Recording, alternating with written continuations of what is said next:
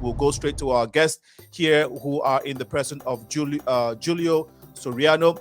JULIO is a program manager at the Strategic Response Department of Illinois Rental Department Authority.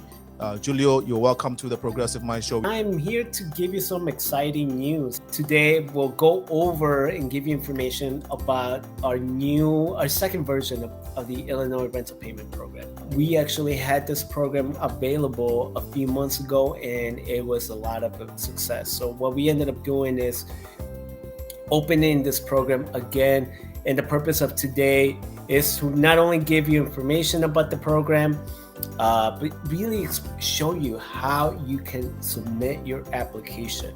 And I will begin again by saying and give you some background information about our previous rental payment program. IHDA received more than 80,000 applications to be reviewed under our program, and more than 57,000 households were able to receive funding.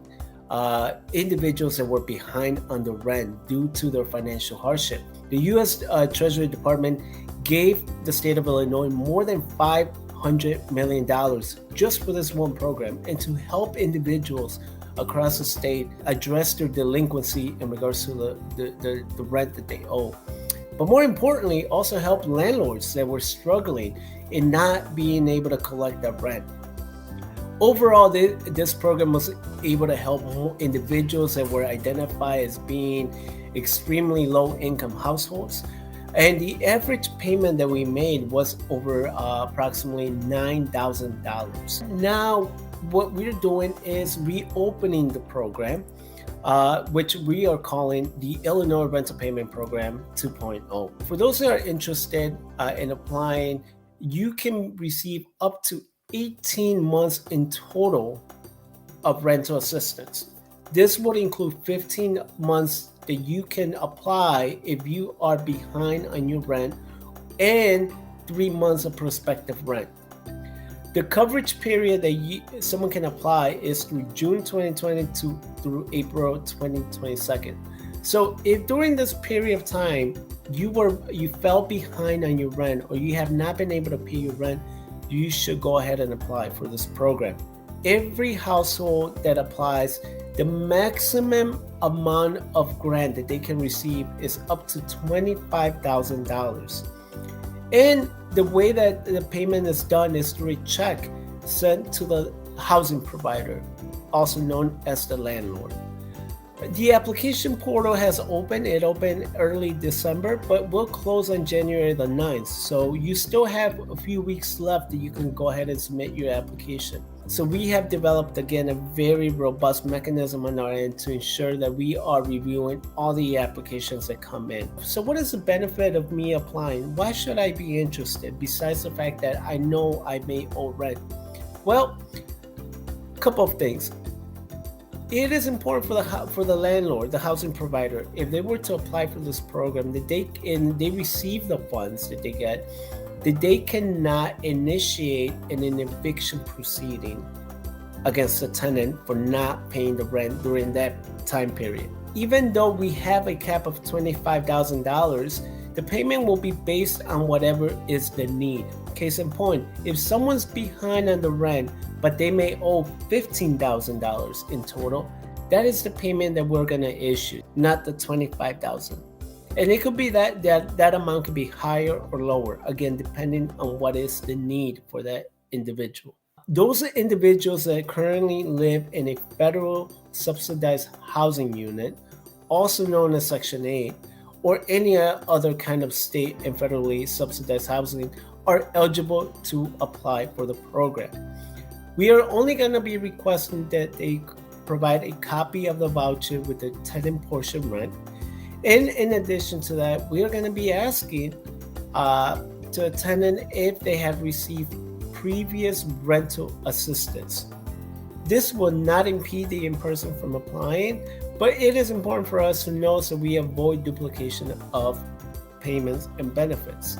If you're the landlord, the housing provider, and may have multiple units and tenants that have not paid you, instead of submitting one application per tenant, you can submit all that information all at once using a spreadsheet through one application, and the portal will be able to then separate that, and you will have that display in a dashboard. In order to proceed with your application, both parties, both the tenant and the landlord, must complete their portion of the application and must also submit proper documentation. However, it doesn't matter if the tenant or the landlord is the one initiating the application. Both parties can go ahead and start the application, and the system will then match the application based on certain key and data points. It is really important for us here at IHDA that the applicant is always aware of what is going on with their application. And that is why we have developed a more detailed and more options in regards to the status of their application. You may ask, am I eligible to apply? Any person that was impacted due to COVID-19 directly or indirectly and are facing a financial hardship can apply and should apply. Also, the tenant must live in the state of Illinois. If you're a housing provider, the landlord, and you have an investment property, you do not have to live in the state of Illinois. In addition to that, the tenant must be at or below the 80% median income for that area, depending on the household size and where they live. Every county has a different percentage. All that information will be available when you're submitting that application, and you will know if, depending on your gross household income, if you fall under that threshold. It doesn't matter, regardless of your immigration status in this country, that you can go ahead and apply to the program.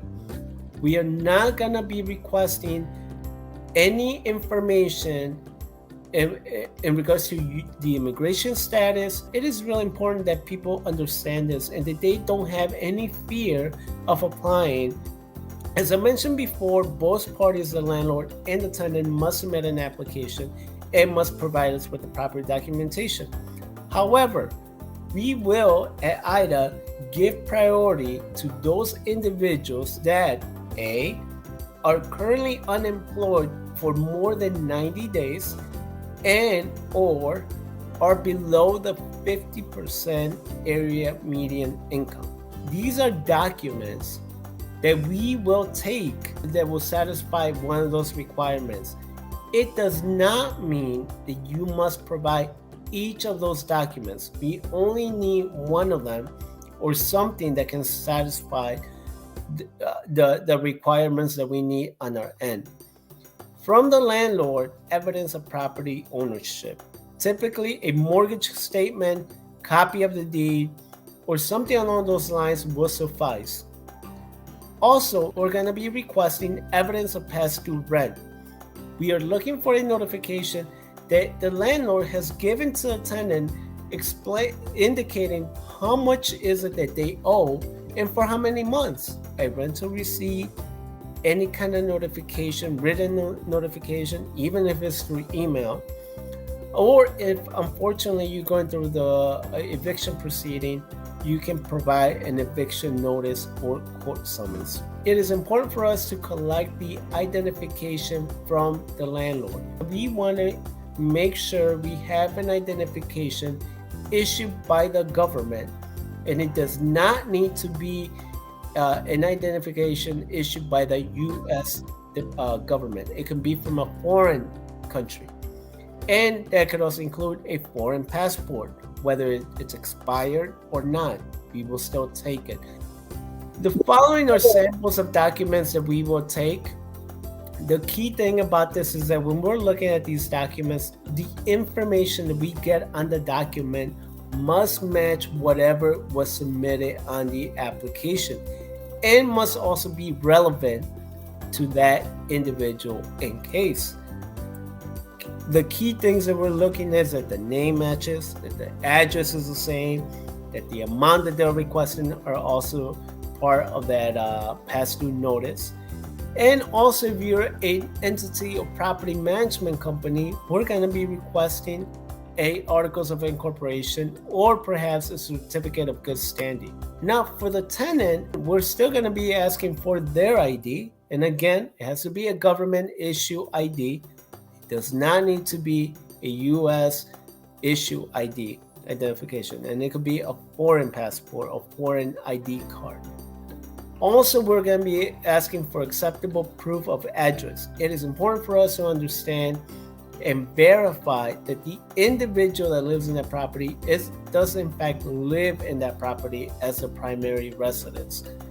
Typically, a utility bill, a cell phone bill, an insurance policy, a bank statement, this will be sufficient.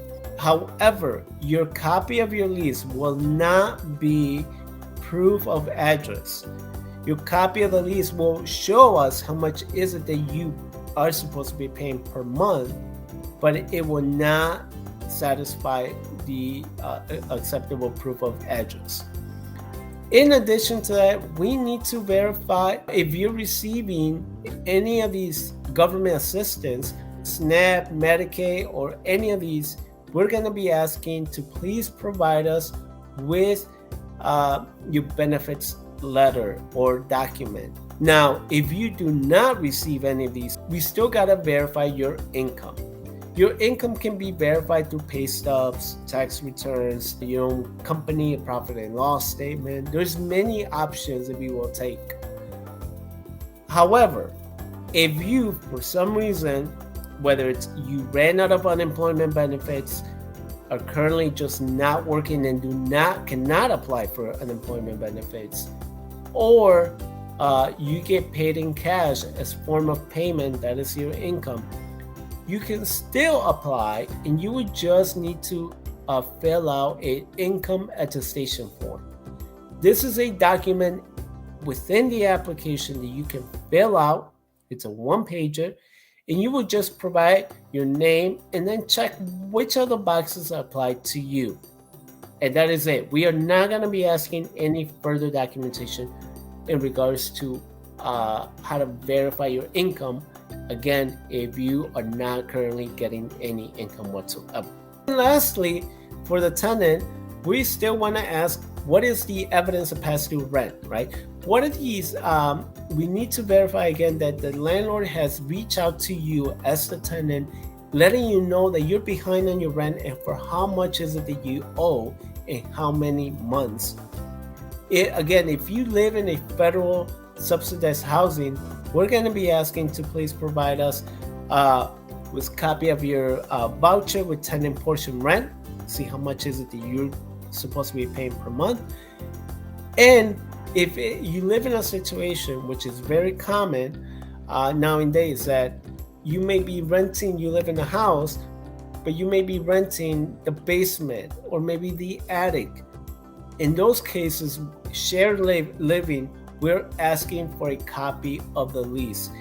That will be a requirement only in a situation where there is a room rental or shared living space. The lease is important because it will show us that there's a relationship between the landlord and the tenant and what is the separation of space within that property. The following are, again, acceptable forms of income, of identification. How do I apply? You will need to go ahead and submit your application at illinoishousinghelp.org. And just to kind of recapture again where you can go ahead and initiate the application, you will go ahead and start your application by visiting illinoishousinghelp.org. You can go to ilrpp2.ida.org to always check on your application, see what is going on. Has it been reviewed? Is it still on hold? Are we still waiting for the landlord or maybe the tenant to submit their application? Even though you may submit an application, you may, and also both parties have submitted all proper documentation, we cannot guarantee that you will get the assistance that you need. The reality is that there's many factors that can have an impact on your application. At any point, even after today, if you are sitting there thinking about, well, something was a little bit unclear, or I want to know more information, always feel free to send us an email at questions.ilrpp@ida.org, or you can give us a call at the call center, which is 866-454-3571, 866-454-3571.